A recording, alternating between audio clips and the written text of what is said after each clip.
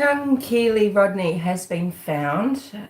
Adventures with Purpose went to Truckee. They searched very thoroughly through several bodies of water. So some of the lakes that are surrounding Prosser campground, maybe from between Prosser and home to Kiely's cabins, family cabins. And then I think because those weren't fruitful at all, they did go back to Prosser Reservoir, which was the body of water that local authorities had checked the most. Okay, so where they've found her is directly off a kind of point of land. And excuse me, sorry. Oh, that's better. So where they've found Kiely Rodni, it's 957 feet, and I think a foot is, so does that make it 300 meters from the party site? Because a foot, we've got 3 foot in a meter, and or thereabouts. So actually very, very close to the party. So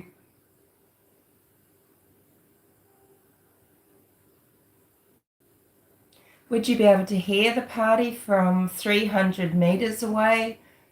300 meters is less than a quarter of a mile. Because how did Sammy get the time wrong? I mean, you can look on your phone to check times, and she said when Kiely spoke to her last, she could hear the party. But yeah. The most obvious thing is, and it says, Betsy just wrote on the community page, and it's what a lot of people probably think, the most likely thing that's happened is Kiely Rodni has been absolutely off her tits, whether it's on alcohol, whether it's on narcotics, and it's very, very dark out at the campsite and at the place called the Sanctuary, the woods and everything. There aren't street lights. We don't know what moonlight was there. When you're blind drunk, you can barely walk, let alone see to drive. And it would be so easy to be speeding, or you wouldn't even have to be speeding, and just to take a wrong turn.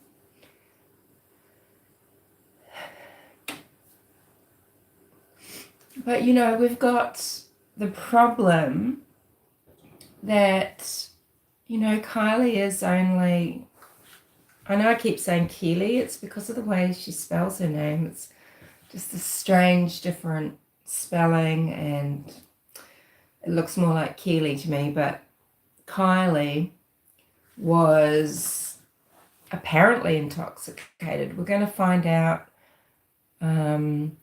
more about her tragedy with the toxicology report. We're going to have the forensic investigation happening. So all sorts of teams are going to be looking at everything in the vehicle. They're going to be looking at everything to do with Kiely. So she will go and be autopsied. There will be all types of specialists involved in determining timings and all sorts of things, and one of these things will be a toxicology report, and I'm not sure, of course, what 2 weeks in fresh water is going to do to that, but the problem that people have is who supplied her with the alcohol, who supplied her with the drugs, so we do have people already trying to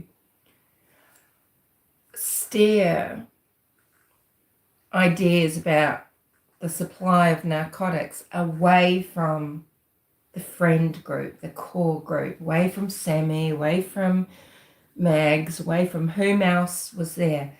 They're telling stories that there were other people around, older people, not their friend group, just pushing bongs on them and all sorts of drugs that Sammy, who's often underwhelmed at parties, has never seen before at the teen parties. So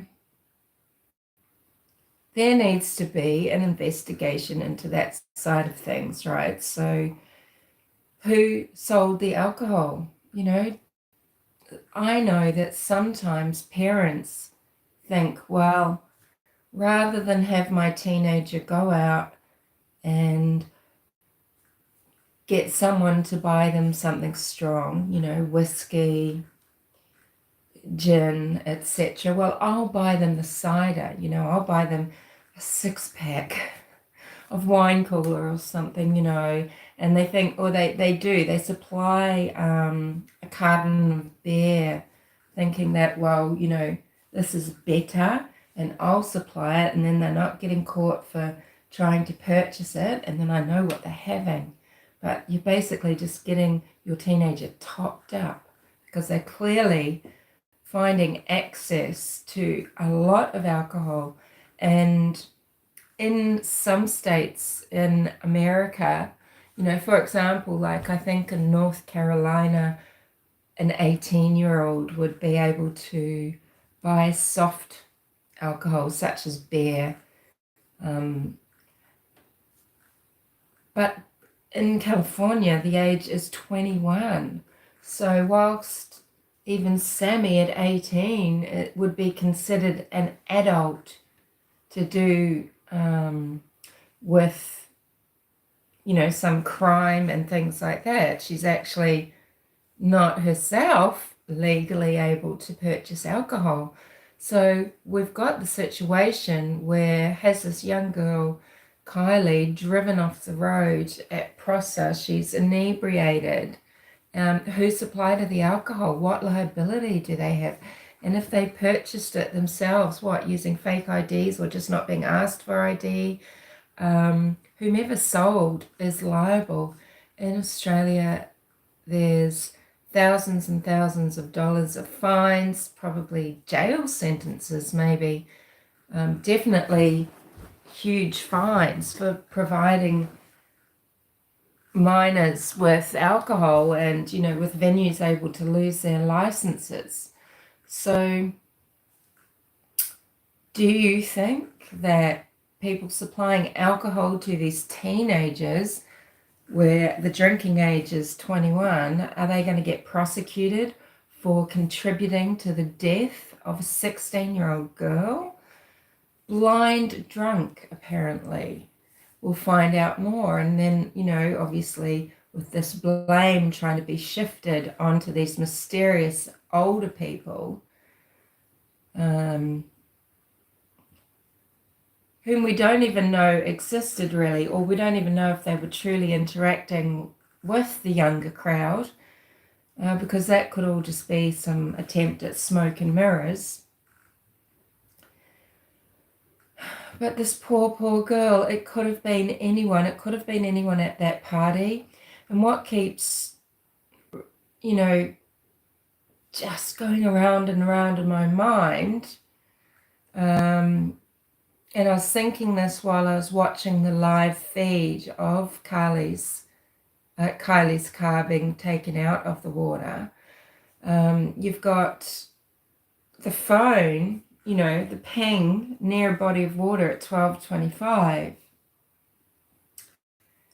You've got an exodus of people at 12:30ish, right, going past the actual campsite, which they need to go past to get to the sanctuary.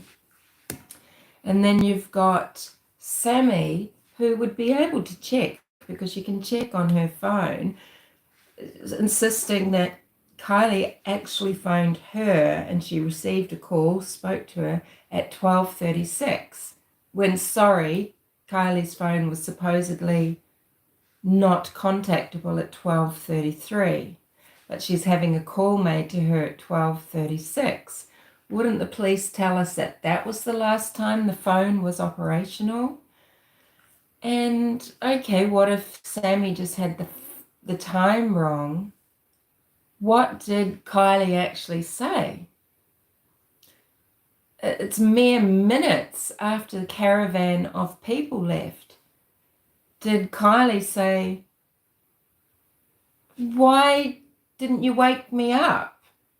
Why did you all leave without me? I've just woken up in my car because, I noticed that I couldn't hear anything, or something woke me up, or I was passed out and I've come around and you've all gone." And then has she attempted to drive out herself, Has she driven into the lake for some reason, rather than calling 911? She's called Sammy thinking maybe Sammy's around. Can she come and get me? I mean, that's devastating to think about, right? That the call was actually made. Hi, Grace. Hi, Johnny. Isn't that devastating to think that she may have been in her car and trying to call Sammy because maybe she thinks, well, Sammy's literally just left. I need to try and get out of my car. Sammy needs to come back. Maybe she didn't know anyone else's number. She's a younger girl. It's not really her core crowd. She might have had Sammy's phone number because they would have been calling each other to arrange to go out there at the same time. But her other friend, Magdalene, only turned up for a short time. So I don't know, what sort of thing would you think to do in a drunk state like that? Did she pass out at the wheel, and is that why she crashed? And in a way, wouldn't that be kinder? Yeah, I just wanted to sort of try and talk this through a little bit. People are saying, oh, it's a very odd placement for this car in Reservoir. Look, I guess so, but the road does loop around. It's quite a sharp bend, and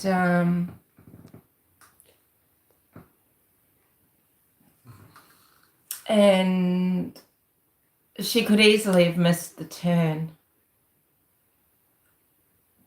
It would be pitch black, right? And 300 meters away, there's just some lights hung up in trees.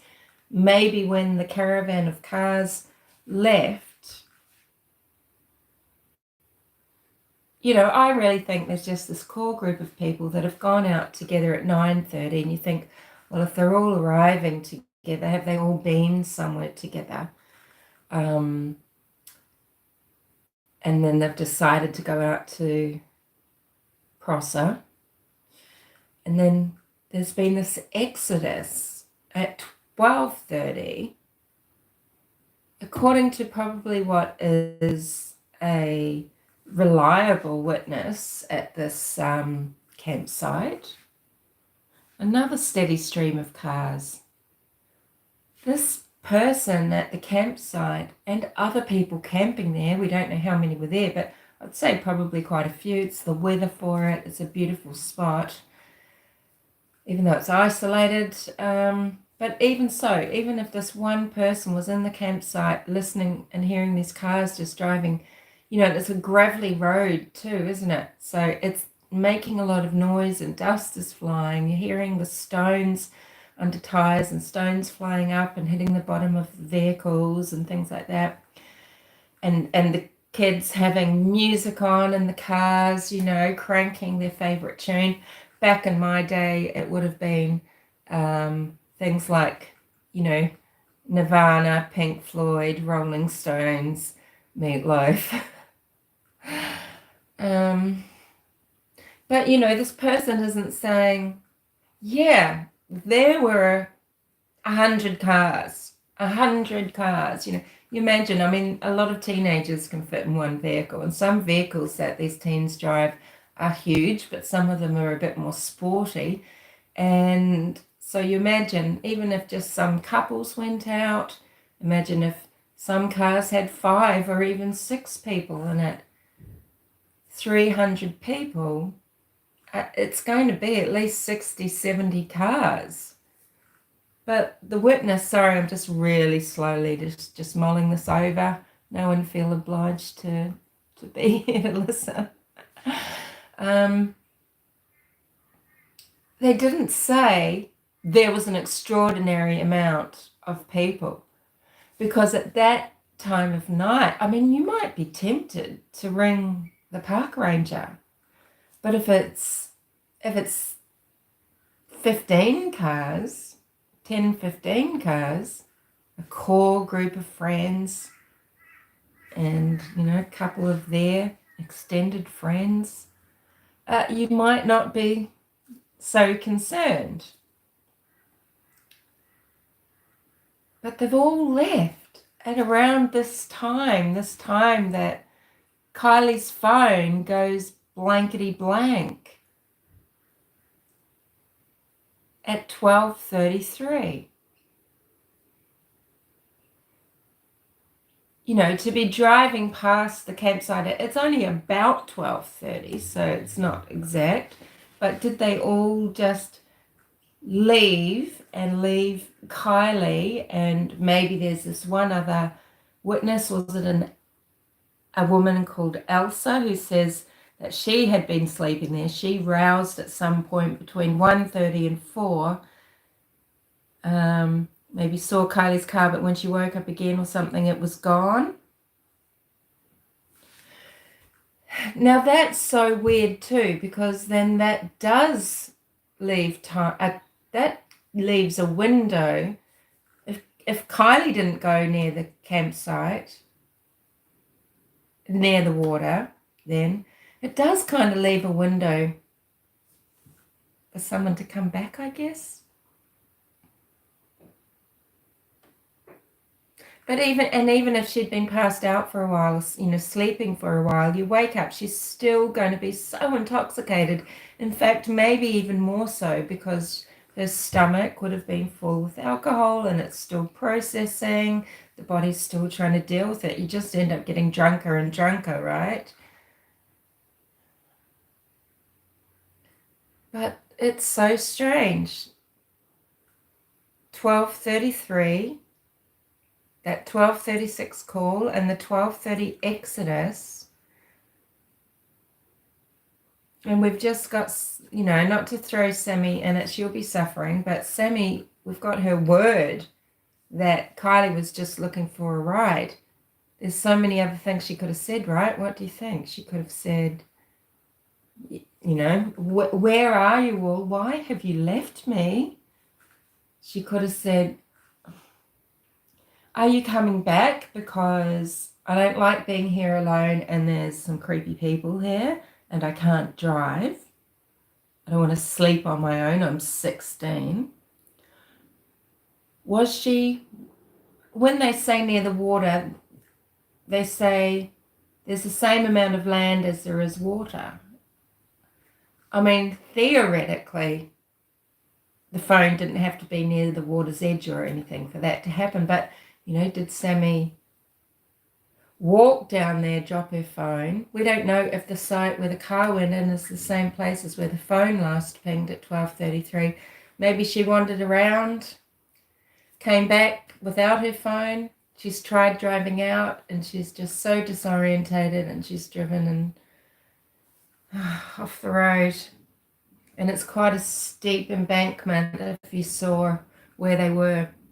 You also would have noticed about that quicksand style bottom and that silt.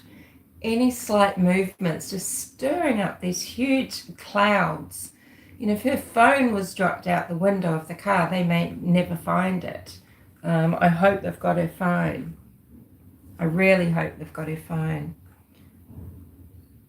But, they were being so cautious, searching and everything, because, they just, one touch of that ground, it buries things and it throws up so much silt and you just can't see and you have to wait for it to settle. So it just makes a search impossible.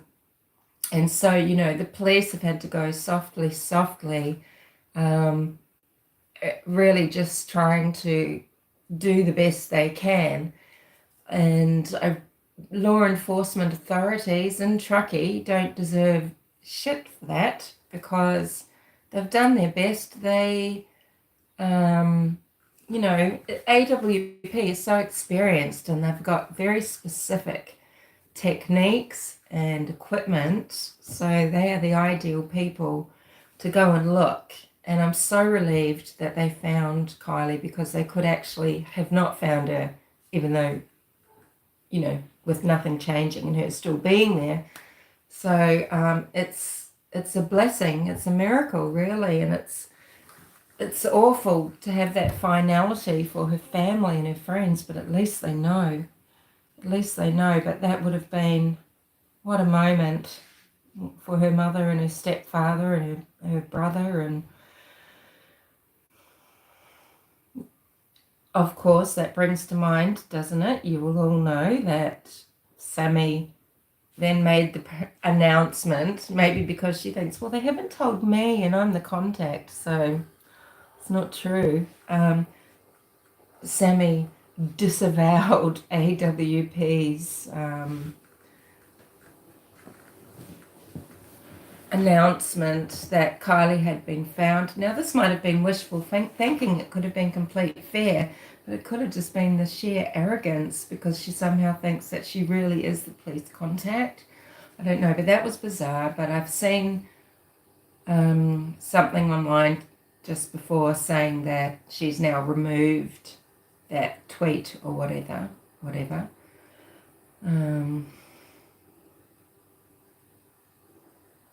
So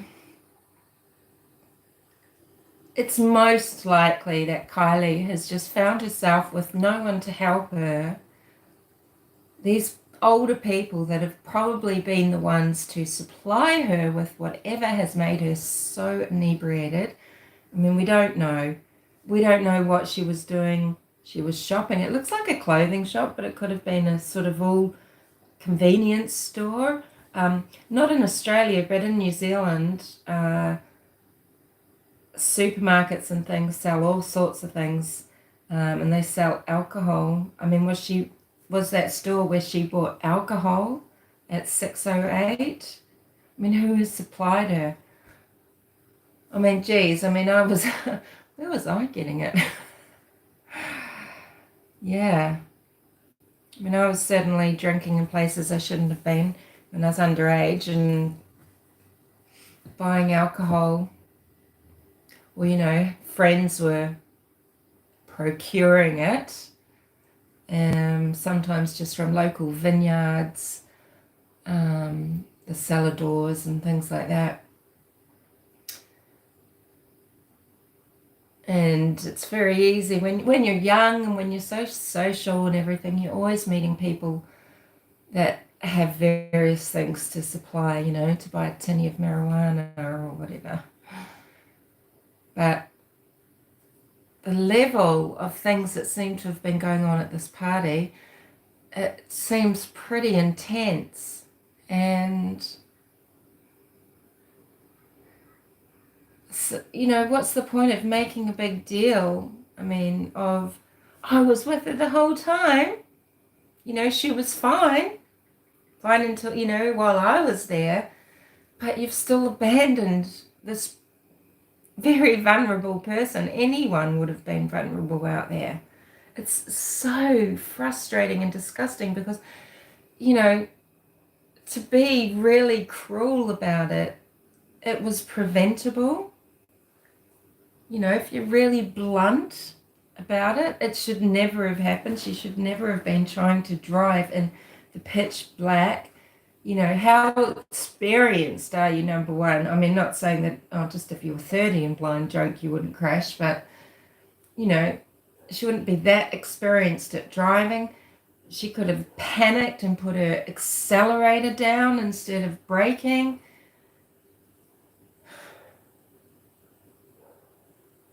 We don't know if she's gone in there at speed. There doesn't appear to have been any tracks right where she is. And there could be some movement through water because even though it's a lake, it's not tidal.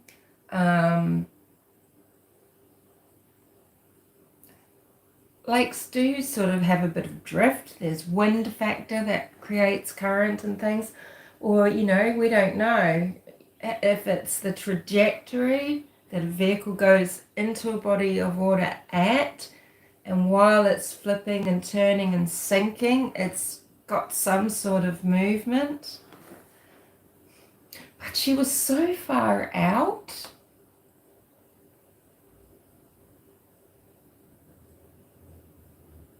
From the bank. I mean, there have been some vehicles that AWP, or maybe, I think them, might have been another company, but where they've found it's literally a feet away from the edge. The car is just gone in and sunk directly into 14 feet of water, into 15 feet, the same depth, just been there for decades or, many years, with people walking and driving past all the time. I think we've got to acknowledge that there is a huge amount of land and water to cover out at Truckee, and it was an immense job. And look, 2 weeks and they've found her. There's plenty of cases that don't get solved.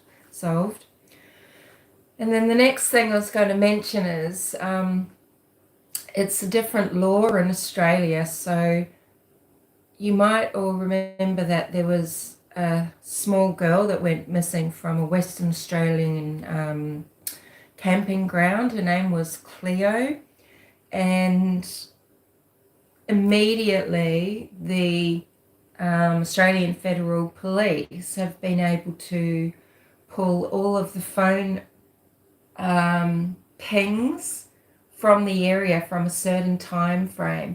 So it's not to say that they have just gotten every bit of data of every phone that was in the area, but they know the number of every single phone, so they can trace the person and go and investigate and work out who might have been who might be a suspect. And so they can do that really quickly. But in America, from what I understand, in all states, you have to go through this really long process to get warrants.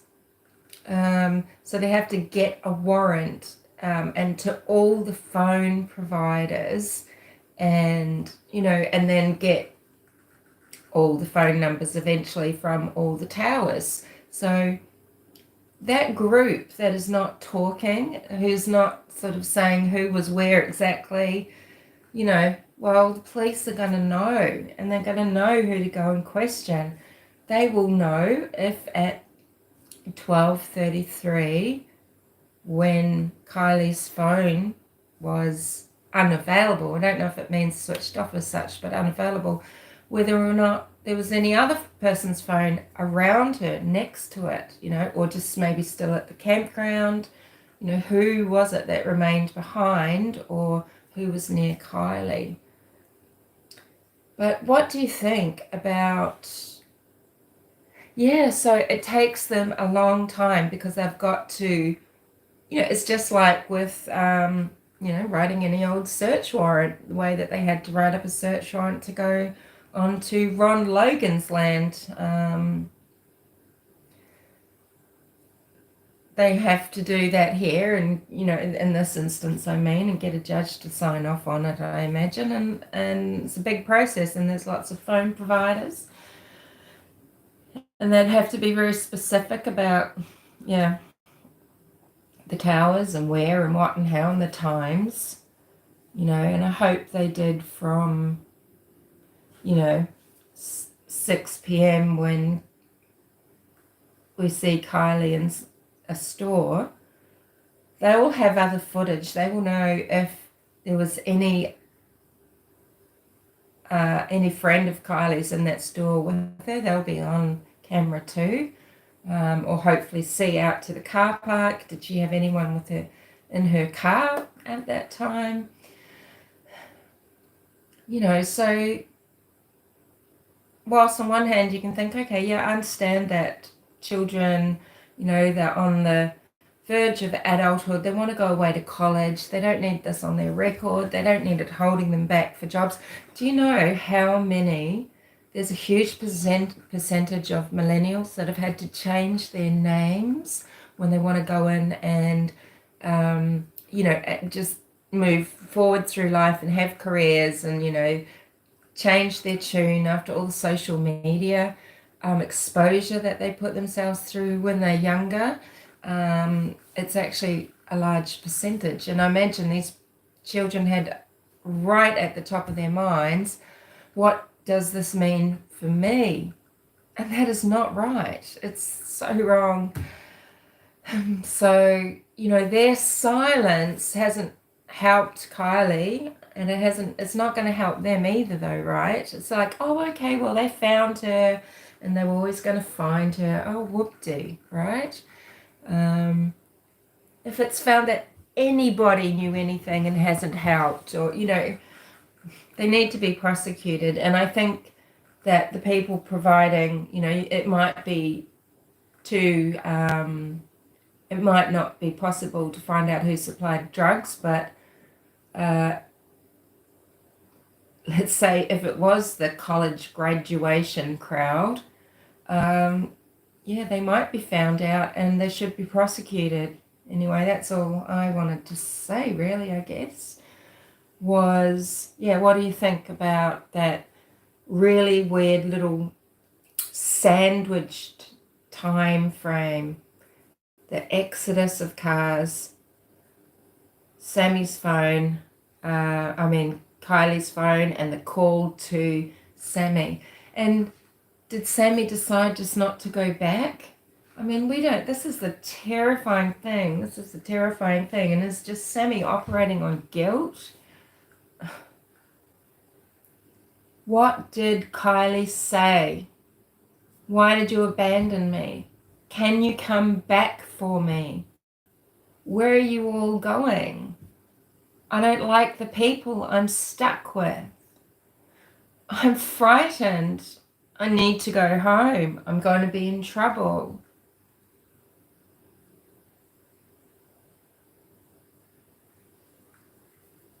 And then just what a fateful decision. And I know a lot of us, especially people that are my age, that do come and watch this channel or are looking,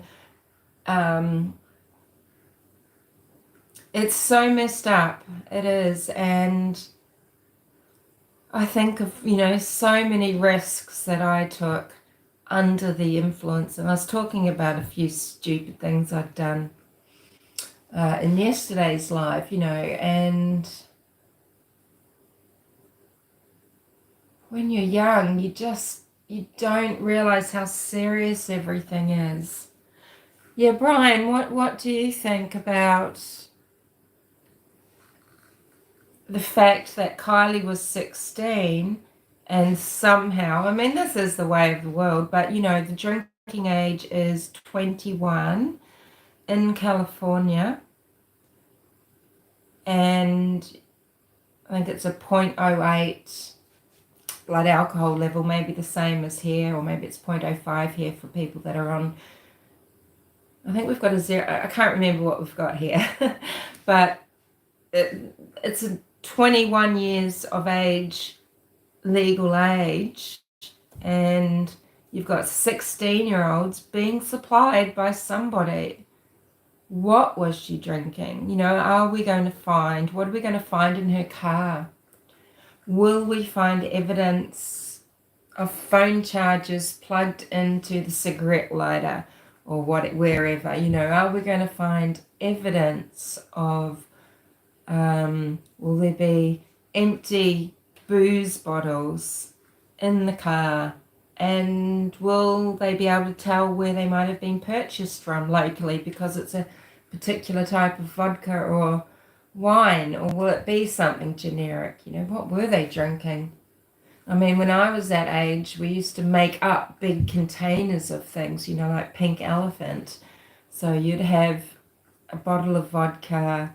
This is what the surfies used to make. The surf club guys used to make like a bottle of vodka, a bottle of pink, is it Caraseo or whatever? It's like a syrup, and then a bottle of lemonade. And it's extremely potent. Or, children that age probably drinking maybe margarita mix.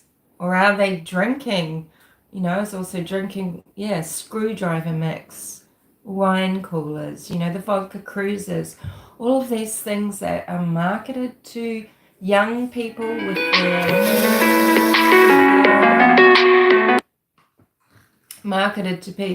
their immature palates, with their unsophisticated palates.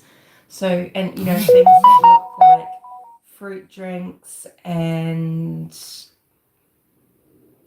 just soda and things like that, right? So what's going to be found in the car? And then, what might have been washed away if a window is open. We need to wait for autopsy, toxicology, and all the forensic examination that will have to go around the crime scene, which is where her car is, and her car's a crime scene.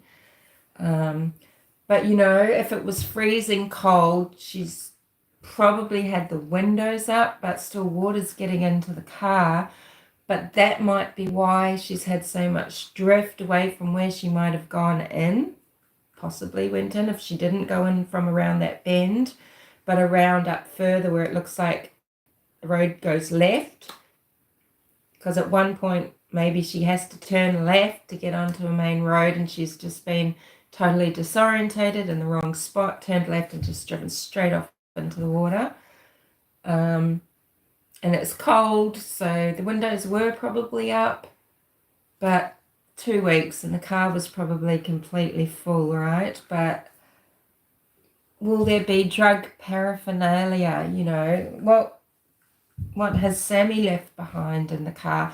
Will she be wearing a black hoodie? Will she be wearing a white hoodie, or just her bodysuit? Will there be, baggies from drugs? Bong equipment, anything like that at all? Would that have been used and discarded in Kiely's car? If people have abandoned her, they probably wanted to make sure they had all their things. And it's so weird too, because didn't Sammy Smith say to someone in one of the interviews, it's funny too, because she really shuts down in some of the interviews. She'll have these moments where she shuts down, she's freeze, and you can see her, she's trying to compute.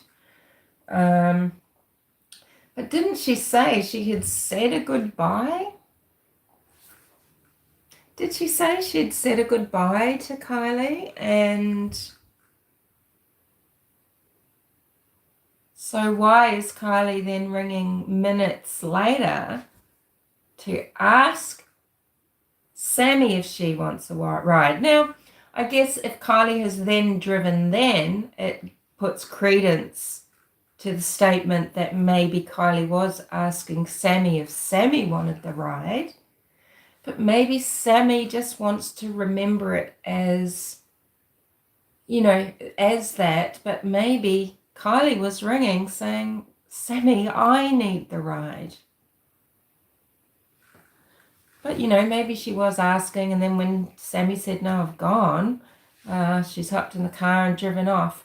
Because if she'd left at the same time as the caravan, even if she was really drunk, maybe everyone else would have been driving recklessly, but maybe there would have been someone driving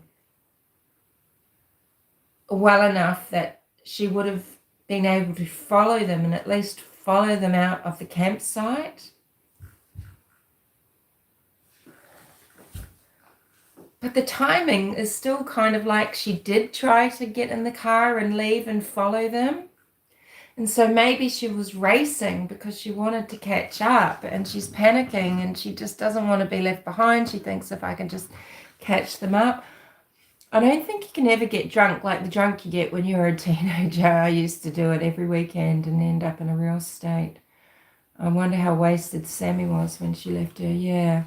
Oh, God. When I think about, yeah. And just drinking for days on end sometimes too as a young person. But, just sitting in your backyard of your terrace house and just walking around to the bottle-o over and over again. 2 more bottles, 2 more bottles. It's just ridiculous. A lot of alcohol and then with drugs on top of it can give psychosis and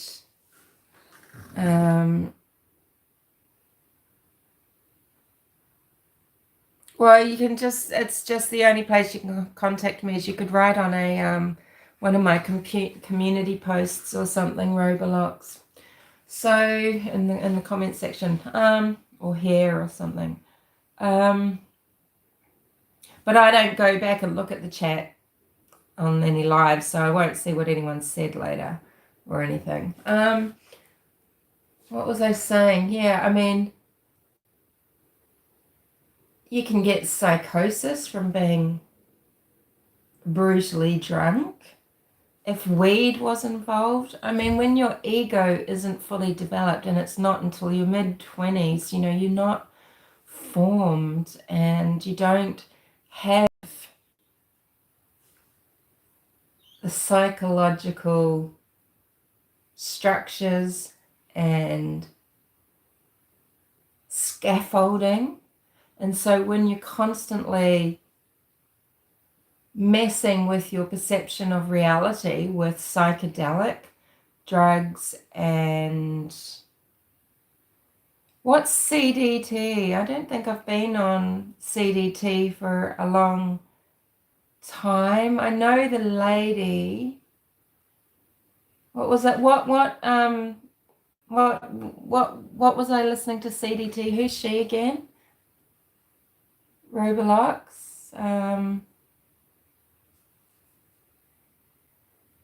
What case are you talking about? Chris Watts. CDT.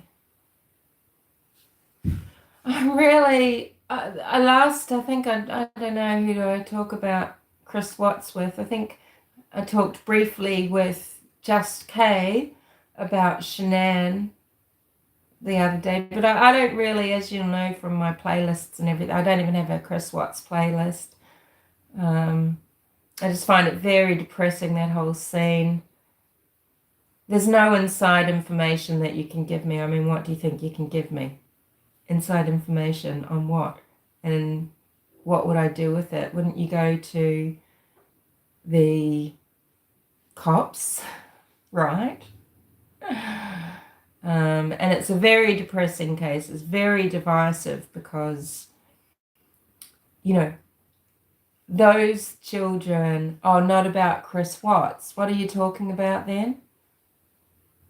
I'm not quite sure what you're talking about. Sorry.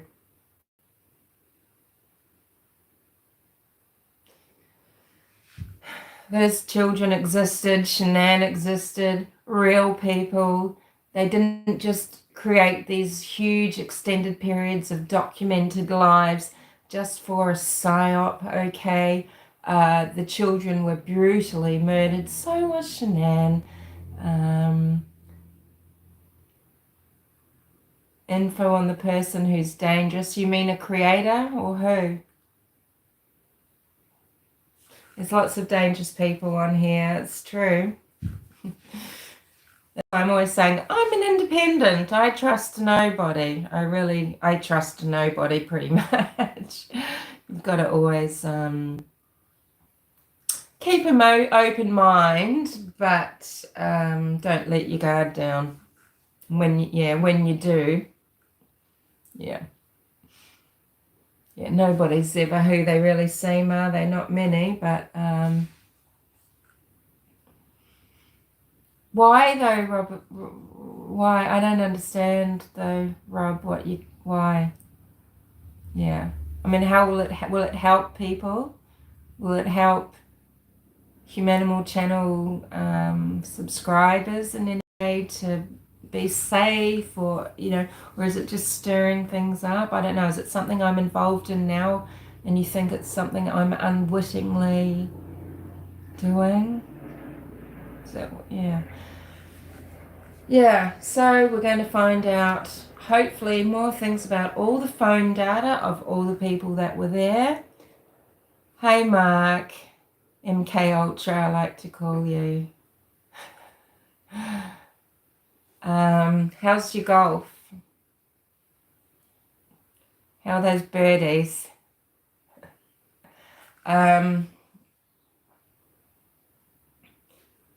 So data, we're about to find out. Well, at least not us, but investigators. They're going to get the data. They're going to know a lot about this party, who was there. They're going to know the movements of these people beforehand and afterwards, and they're going to know who's been supplying huge quantities of alcoholic beverages, of narcotics. And people are going to say, oh, no, they're probably just going down to the smoke shop. They're probably getting just the cannabis gummies and things. It's all right. People that think cannabis and those products are soft, are harmless, you don't understand what you're talking about. And often people are hardcore smokers that's saying it, and you can look at them and see the damage, and they just don't realize what damage they've done. And they're long-term pot smokers and things like that, right?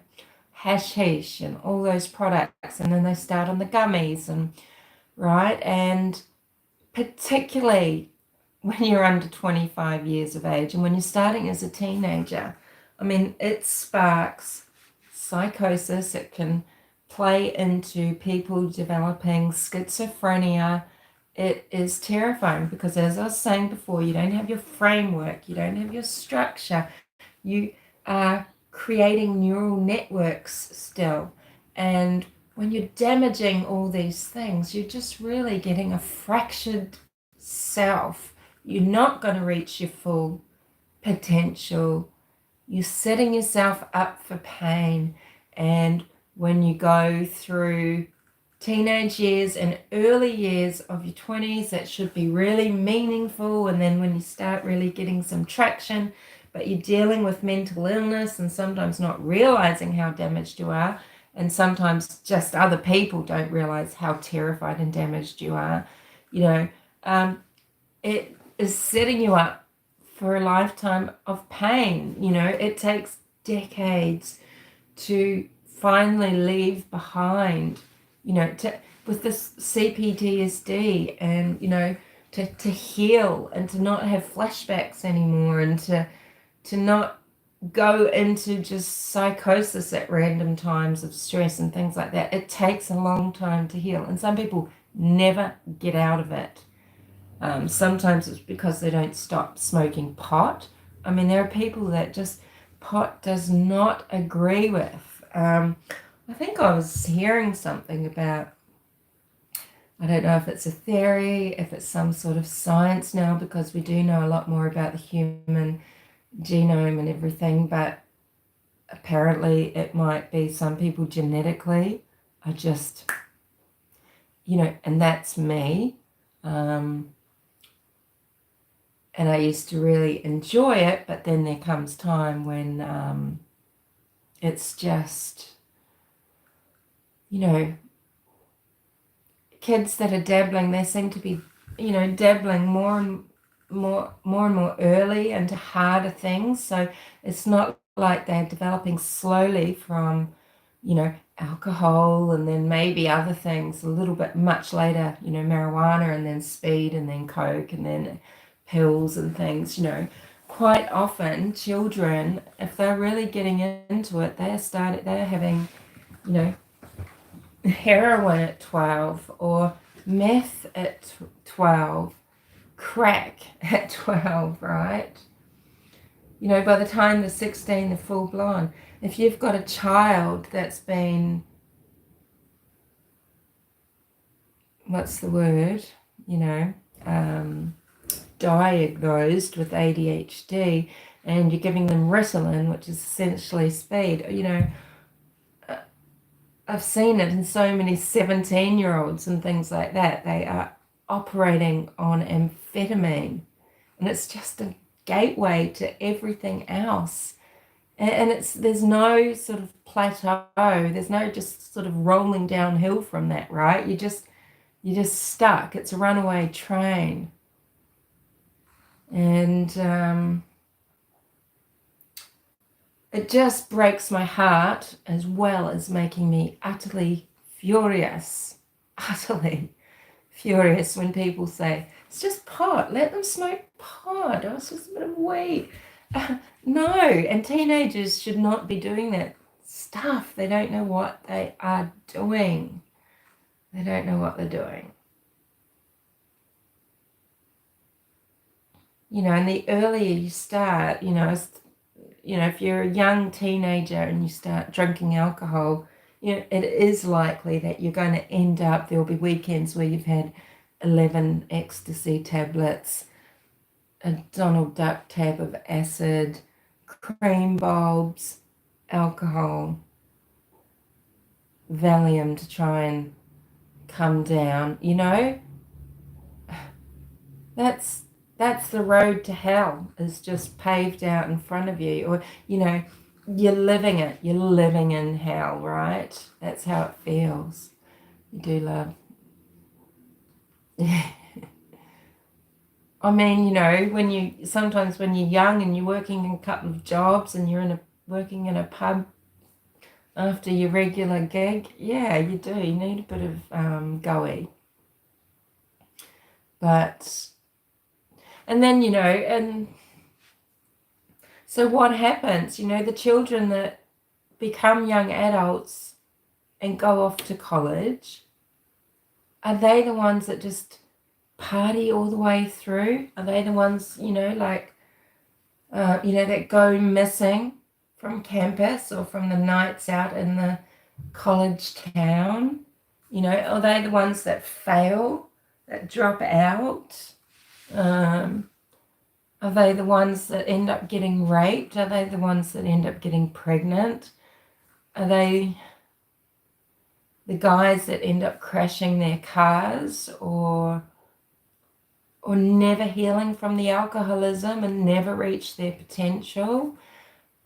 We shouldn't be laid back about this stuff. And a lot of it for some children, they might have good self-esteem and they're doing it for fun and they do have their own boundaries. But a lot of children are getting into it, really cracking on, because it is peer pressure, self-medication, low self-esteem, anxiety, just this directionlessness, right? And it's just decimating entire generations of people.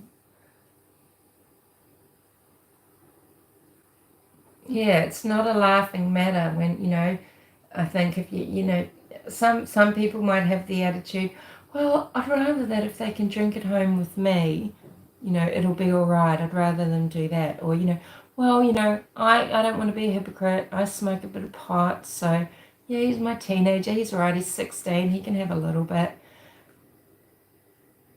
There's always more that people are doing that you don't know about. and it sets them up with the attitude, well, that it's okay and that they're going to still be able to attain their goals and do whatever they want, that it's cool. Maybe it's helping them escape uncomfortable feelings they have. Maybe it's just fun. But, these children are influencing people that wouldn't normally be getting into things, and bad things happen. We all know people who, as a teenager, maybe crashed a car and their girlfriend in the car died. We all know people that have, as a young person, had mental health issues so severe that they've committed suicide or tried to. Yeah.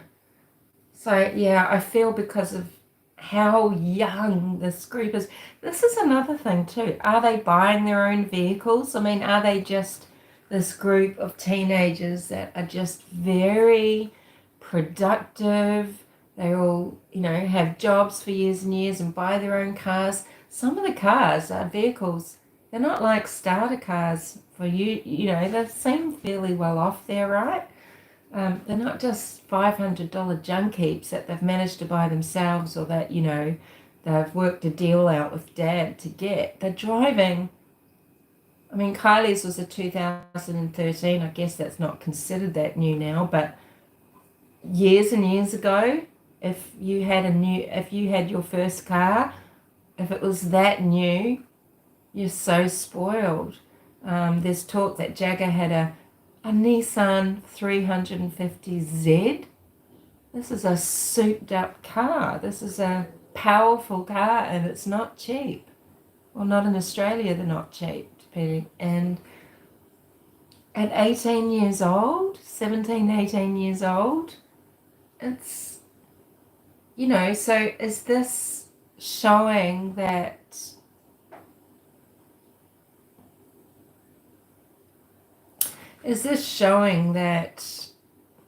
I think there would be like a few degrees of separation though, Rob, if you started to talk to people that you knew back when or whatever, you would know people that had a cousin or something maybe that you just weren't aware of then. Possibly, that's what I think anyway. But maybe I'm wrong. But so it seems like is there just this very permissive culture there where, oh well, we can afford it, so they can have it. Whether children are responsible enough for that or not. So if they've got such a degree of freedom because they've got vehicles and then they've got money and then they are ostensibly, it seems, going to these parties that the parents are knowledgeable about, seems like an awful lot of freedom and maybe trust, I guess, but doesn't it seem like the parents just thinking this is just normal because their children are sophisticated or they just want them to enjoy their young life or something? Or do they really not realize quite what these kids are getting up to? But they're sort of enabling it, by allowing, these kids have the resources.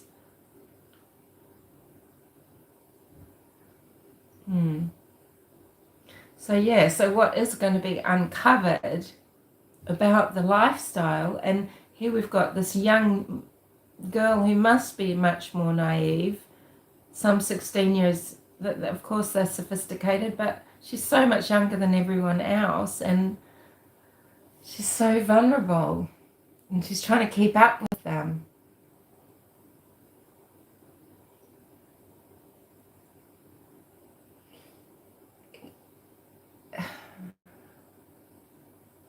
I can sometimes not work out about society, certain things, because, I mean, back in the 80s, and I was working in a bank as a teenager under the legal limit for drinking, and every Friday night that boardroom bar was open and everybody was getting hammered. And quite often on a Friday after ladies' night, Thursday, my friend and I, quackers that I talked about actually the other day, we would be turning up absolutely so hungover we would have fallen asleep in the showers at 5 o'clock in the morning, and had to come into work. And then people could smoke back in the days, and they'd come in and they'd blow cigarette smoke into our faces, and we literally would have to go and throw up. These are teenagers, and the bosses know, and then that very night you might be drinking again and the bar is stocked, whiskey, beer, wine, whatever you want. You'd get super hammered and then go out. Teenagers in a workplace. Now, I know that that doesn't happen now, but in workplaces or across the board mostly, there's probably exceptions, right, in different industries and things, but now there are some serious, it's the occupational health and safety and quality management systems and all this HR shit that goes on, right? And people are very, very cautious. But it seems like that culture somehow might be carried on in the nuclear family instead, rather than children who think they're more grown up than they are doing it out with other adults that aren't their guardians. It's happening with the facilitation of these people's guardians. Yeah. So if there has been a venue that sold Kiely or anyone underage that was at that party alcoholic beverages, they need to be fined. And I'm sure the police have probably gone some way to work out who has supplied that already. And yeah, who amongst that friend group have been giving. I mean, I guess if nothing happened to me personally when I was 16, 17, 18, would I want someone to come along and arrest or charge, the older people I was with supply and possession? I mean, no. But we're talking here about a death directly relating to, intoxication, and the intoxication of a minor who's been supplied by someone. And she's been out alone in charge of a vehicle. And now she's gone off the face of the planet. Anywho, I just wanted to come and have a chat about that quick succession of things. Sammy's the receipt of the phone call at 12:36, she says, but Kiely's phone being off apparently or something at 12:33, that last ping, and the exodus of people at about 12:30. So if it was 12:30 and not 12:45, well, they would have had to start leaving well before Sammy's phone went off, or she called Kiely's phone went off, or she called Sammy. But isn't it interesting, right? What's that, Mark? What did you say? It will. Oh, Johnny said it will work even if the car is missing. What will work? What will work? I can't see. So now they've got the car too. I guess they'll have data. Will they have telematrix? Telematrix, what is it?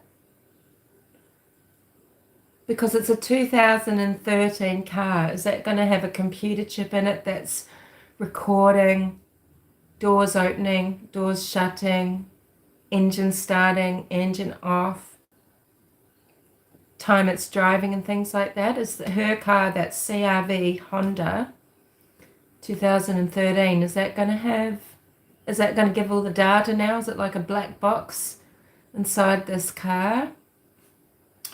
Because yeah, it'll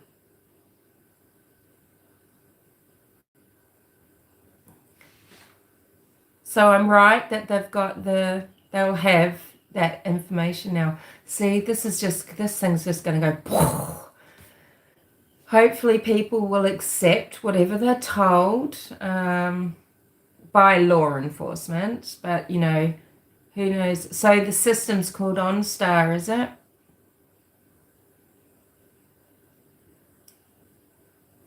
Yeah. So that's going to say, okay, well, does it line up with the phone call, or, so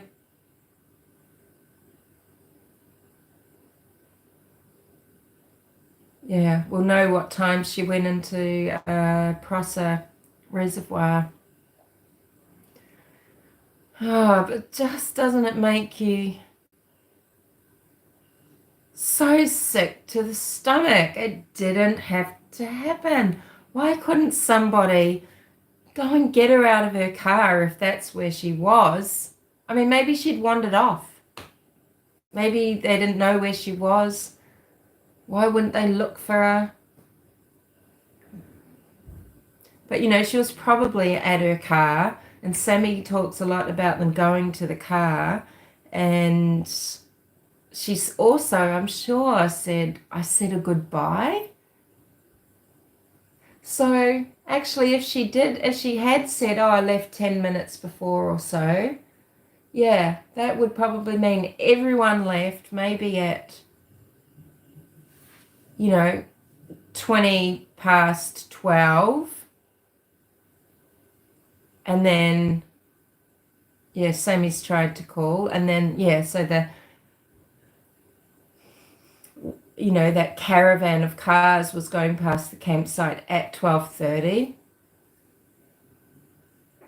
But they've all just decided what? Did they think, oh, well, there's other people just still around? Do you really think that? I don't know if I've ever really thought that, but did I? And are you compos mentis yourself to think about others? I can't think of times getting separated like that. I can think of times when I have decided to separate, but I can't think of times of being abandoned, even through all the shit I did.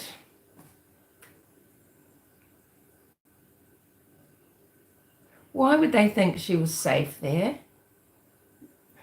Did they just not care? Were they just so selfish? Oh, well, I don't want to miss out and I just want to go and, well, tough luck. Why would you not pick her up, put her in a car and take her with you? Isn't that what a normal human being, no matter how wasted you are, would do? And I mean, they're all still driving around. It's, sounds like it was pretty full on. I mean, no one, maybe someone said, oh, we don't want the wasted girl in our car. What if she vomits? No, because you take them, you put their head out the window, or you pull over, or they throw up in a handbag, or look, this sounds really gross, but do you know what I mean? It's never the excuse. I mean, was she just dead to the world?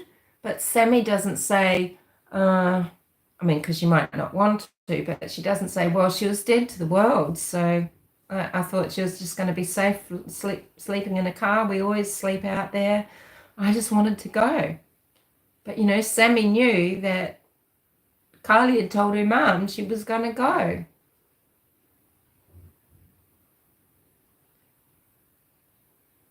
And actually, if you think about the time frame that Kiely told her mother she was leaving, that is about the time that Sammy left on the Exodus, 12:15, 12:20. Because wasn't it at 11:30 that Kiely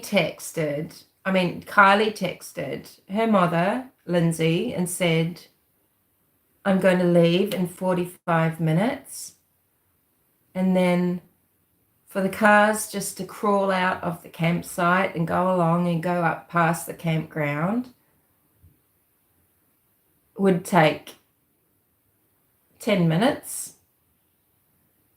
I mean, you just can't stop the feeling like she was just unceremoniously dumped, as if Sammy actually really hates her or something. I mean, I know I shouldn't keep saying that, but doesn't it just seem such a cruel thing to do? And Sammy might have been blackout drunk too, but, well, it doesn't seem that way because she's remembering, while we were going back to the vehicle, we were charging our phones. They would have been using the torch on their phone, so the battery would have just been going, over and over, very quickly. They would have been using their torches to see out because there's no light out there. It's pitch dark. It's true night, under the trees and everything. And so they would have been draining their car batteries, and they've been going back to the car and topping up a little bit their phone batteries. And yeah, Kiely texted her mother, and since Sammy was there the whole time with her, didn't leave her side, I mean, of course she knew.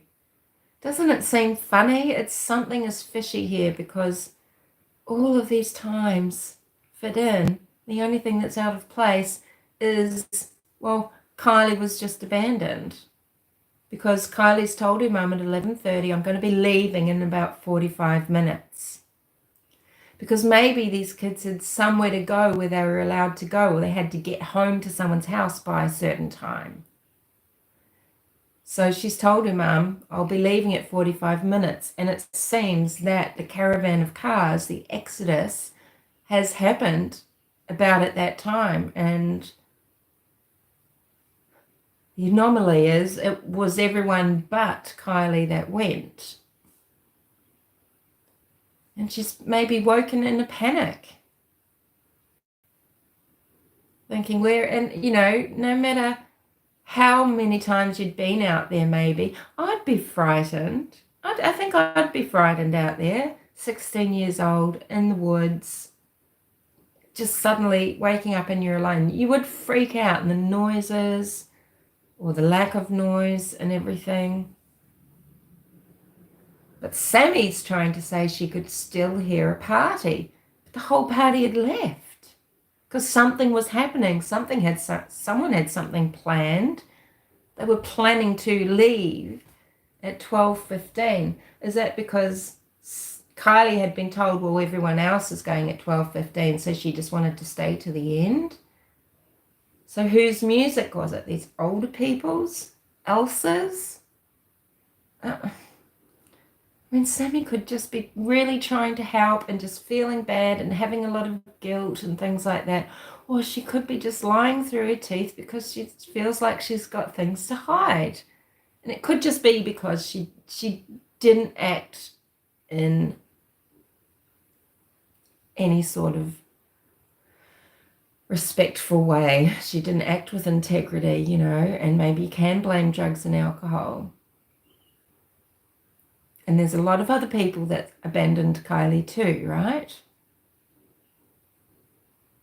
So it's just weird. This timing, it's weird, but maybe there's nothing to it. It was a party that got out of hand for a young girl who was 16, and she's more smashed than she's ever been in her life, and she doesn't realize for the life of her, or maybe she did, but she does the most stupid thing, never expecting what was going to happen. She could have driven into a tree as much as anything. She could have driven into someone's campsite, someone else's vehicle. But no, she sort of managed to get on one of the paths, maybe, it seems, and start driving out. And she would not have known if she was coming or going up, right, north, east, west, south, right? And she's just gotten completely disorientated. And has she panicked? Has she somehow put her foot down? Has she got her foot caught under, I don't know, on the accelerator? She did have sneakers on, not flip-flops. Being that drunk, anything can happen, and it's just one of those terrible things. Yeah, but I just hope that it turns out that nobody is sort of lying to cover anything, that they didn't know what had happened, that maybe they'd just hoped for the best and just felt guilty, but haven't had anything to do with it, have no clue. But to make the suggestion, she could be anywhere in the world. No, she was right there. She had not gone anywhere. She was right there. 300 meters. That's less than running around a track. It's 3/4 of running a track. How long does it take to drive? 300 meters. I really want to know, is her phone the ping at that entry point? Is it somewhere else? Is it just back at the party site? Where did that phone ping?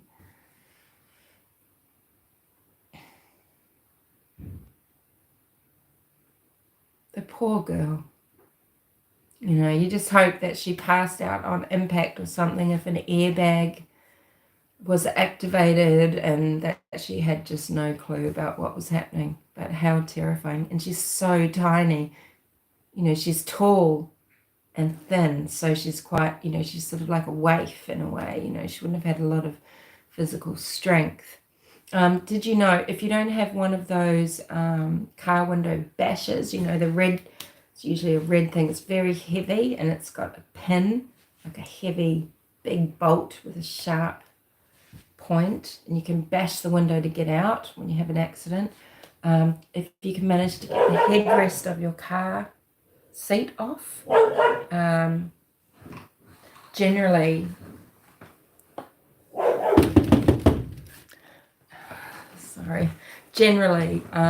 you can actually use that to smash the windscreen.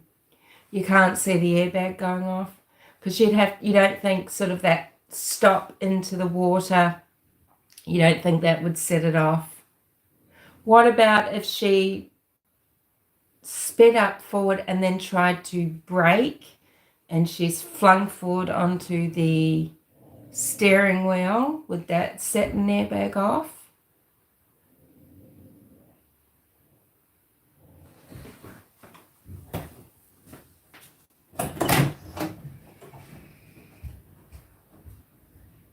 Stop that, please, Bob.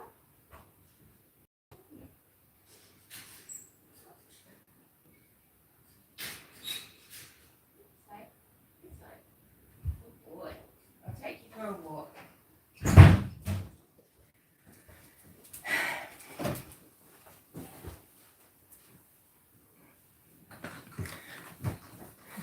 Sorry, I might go and take my dog for a walk. I'm not really saying anything, am I? I just wanted to talk those aspects through, you know.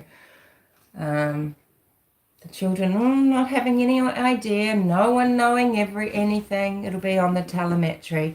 And of course they'll see it, right? But yeah, that's what I'm interested in. When did she accelerate? When did she try to brake? Was she going fast at all? Was the engine on? Was, you know, yeah, all of that stuff. I hope we find out soon enough. You know, but it's just these kids out there having no clue. Oh, you know, no one's got any clue. But, you know, simply because they all left, maybe. The only ones out there were people that did not know Kiely or that group. So why were they all deciding to leave at 12:15? All of them. Is it because they think the ranger goes out and scouts? But then if Kiely had been left there and if maybe she didn't drive off until later, then he would have seen Kylie's car just parked there with her in it.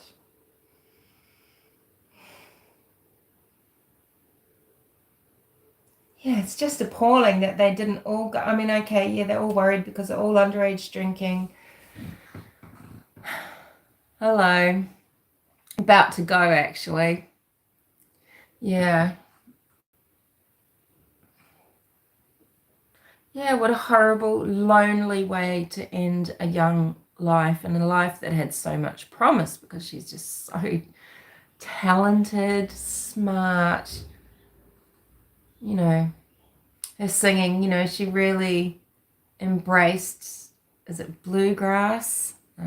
Playing different instruments like guitar and mandolin and singing away with, you know, this confidence and just this, you know, with this unself-consciousness that she hadn't maybe gained yet that some teenagers might get, right?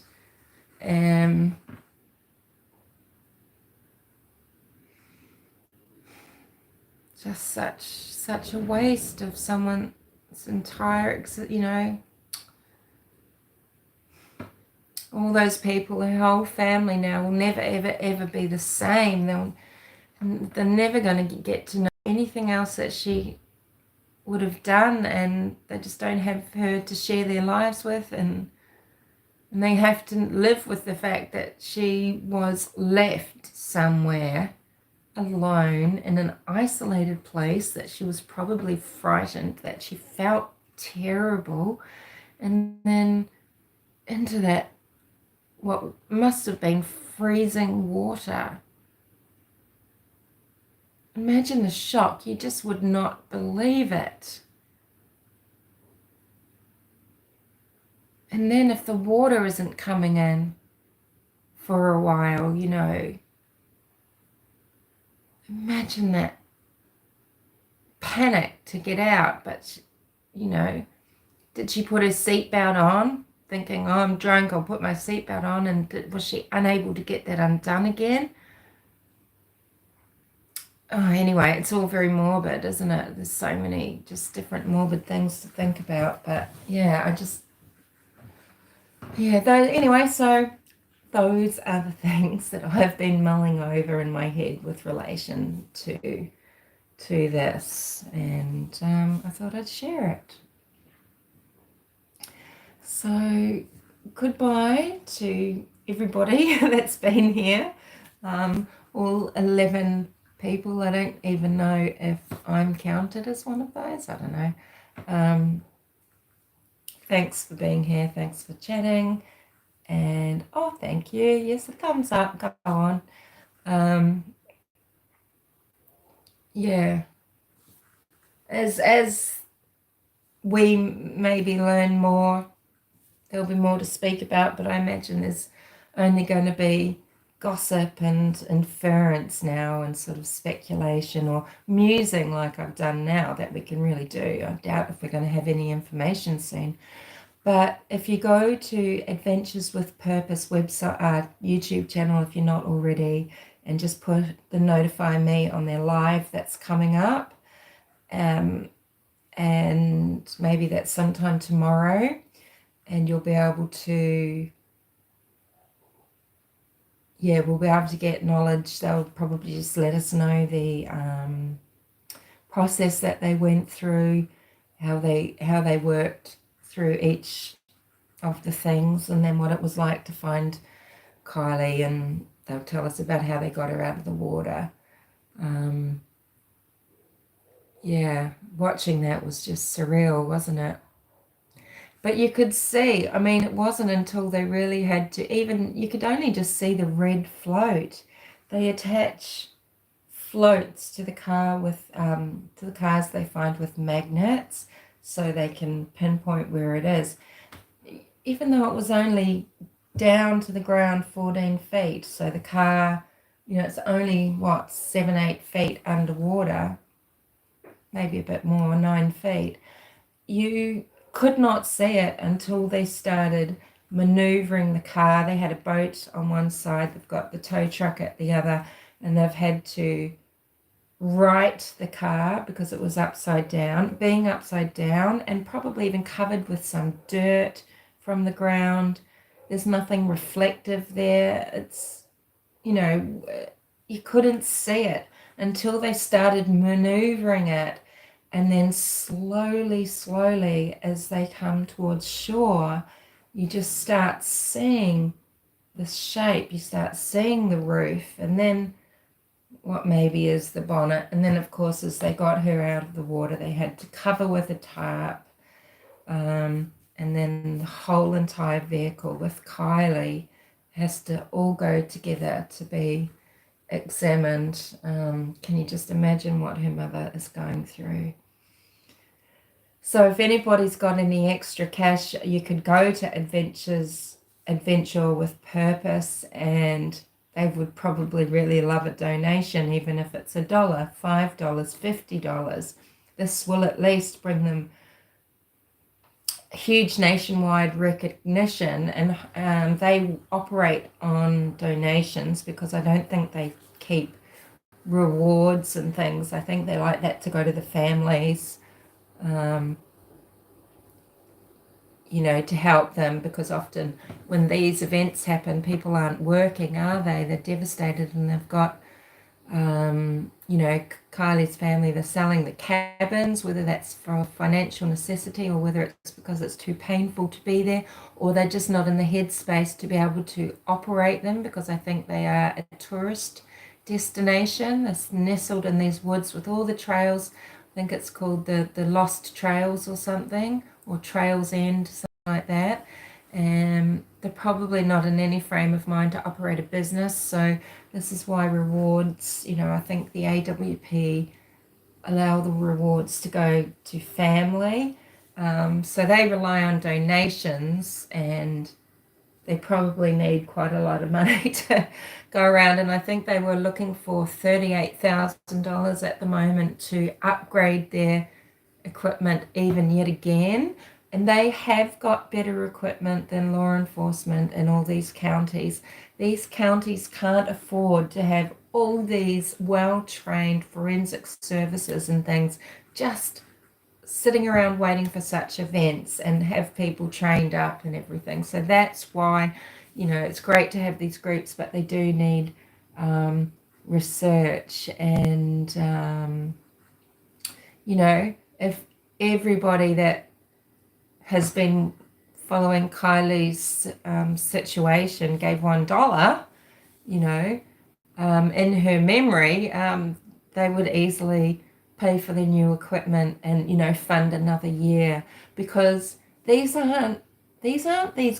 guys are not like, you know, people that are just fake asses that set themselves up as all sorts of things, who really don't do anything and are ineffectual, and they're basically grifters. These people they give closure to families. They allow people to be buried on consecrated ground. It'll just have closure, solve mysteries. They find people's vehicles, usually with the person in them, and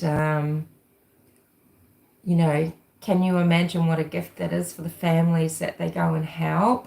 And now I can imagine they're going to have so many requests. I think they've probably thought that Kylie's was a very good option to do now, even though they mostly work with cold case scenarios, because they probably have spoken a lot to law enforcement. They've probably looked at everything. Yeah, they've got sonar. They've probably looked at everything and worked out, well, this will be worth it, because it's highly likely Kiely is in water and we're going to go and get her. Yeah. And, you know, time really has been of the essence here, because, you know, they do need to know whatever it is, the telemetrics. Sorry, I don't have a mind for remembering these things. They need to do toxicology. They need, you know, they need to wrap it up. And if anyone needs to be prosecuted, yeah, I hope it happens. I hope, I don't know. Anyway, it's a tough one. All right, I really will go because I'm just garbling on. Thank you for being here. And tēnā koe, haere rā. See you later. As I used to say all the time, see you later. Bye.